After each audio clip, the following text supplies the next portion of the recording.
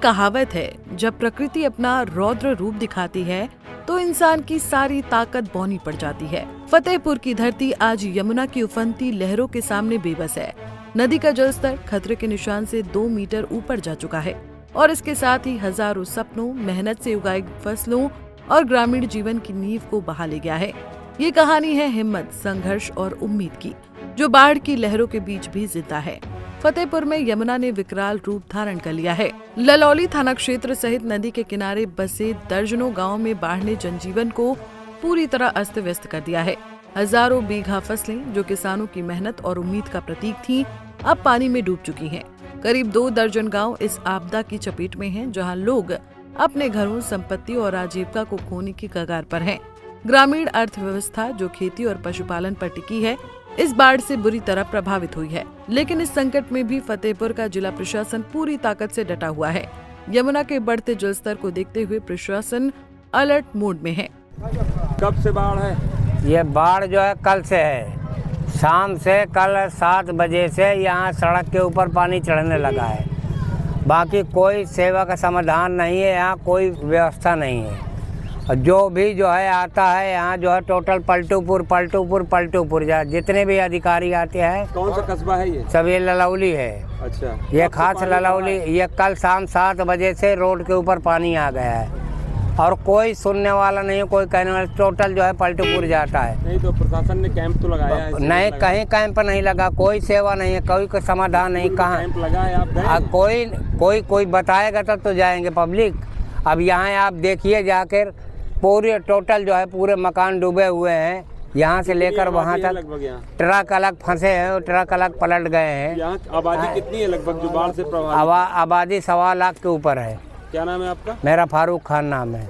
अधिकारियों ने बाढ़ प्रभावित इलाकों का दौरा किया और राहत व बचाव कार्यों में कोई कोताही न बरतने के सख्त निर्देश दिए हैं। कई राहत शिविर स्थापित किए गए हैं, जहां उन परिवारों को शिफ्ट किया जा रहा है जिनके घरों में पानी घुस चुका है।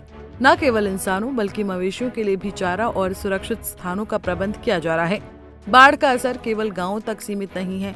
बांदा, सागर और लखनऊ हाईवे पूरी तरह जलमग्न हो चुके हैं। लेवल से ऊपर बह रहा है, इसलिए जितनी भी हमने मशीनरी लगा रखी थी बाढ़ से राहत के संबंध में, उसको एक्टिवेट कर दिया गया है। आज सभी विभागों के अधिकारियों द्वारा पलटू का पूर्वा गांव का भ्रमण भी किया गया था। वहाँ पर कुछ परिवार हैं, उनका घर है वो अभी थोड़ा प्रभावित हो रहा है, तो उनको विस्थापित करने के लिए टेम्प्रेरी तौर पर ललौली इंटर कॉलेज में एक राहत कैंप बनाया गया है। वहाँ पर सारी सुविधाएं उनके लिए हैं।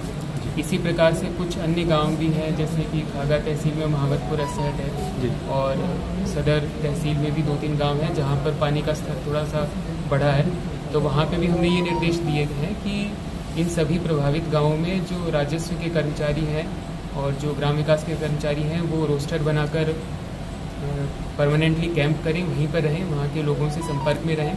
चिल्लापुर मार्ग को भी अस्थायी रूप से बंद करना पड़ा है। इस आपदा ने न केवल आवागमन को ठप किया बल्कि ग्रामीण अर्थव्यवस्था को भी गहरी चोट पहुंचाई है।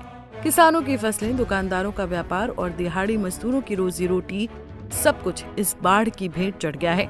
फिर भी प्रशासन की टीमें दिन रात निगरानी कर रही हैं, ताकि जनहानि को किसी भी कीमत पर रोका जा सके। ये समय चुनौतीपूर्ण है, लेकिन फतेहपुर की धरती और इसके लोग हार मानने वालों में से नहीं हैं। राहत शिविरों में एकजुटता और मदद का जज्बा दिख रहा है। स्वयं सेवक, प्रशासन और स्थानीय लोग कंधे से कंधा मिलाकर इस आपदा से लड़ रहे हैं। ये बाढ़ न केवल एक प्राकृतिक संकट है बल्कि मानवता की ताकत और एकता की परीक्षा भी है। यमुना की लहरें भले ही उफान पर हों, लेकिन फतेहपुर की हिम्मत अडिग है। इस संकट से उबरने के लिए हर संभव प्रयास जारी है। पंजाब केसरी टीवी के लिए फतेहपुर से मोहम्मद यूसुफ की रिपोर्ट।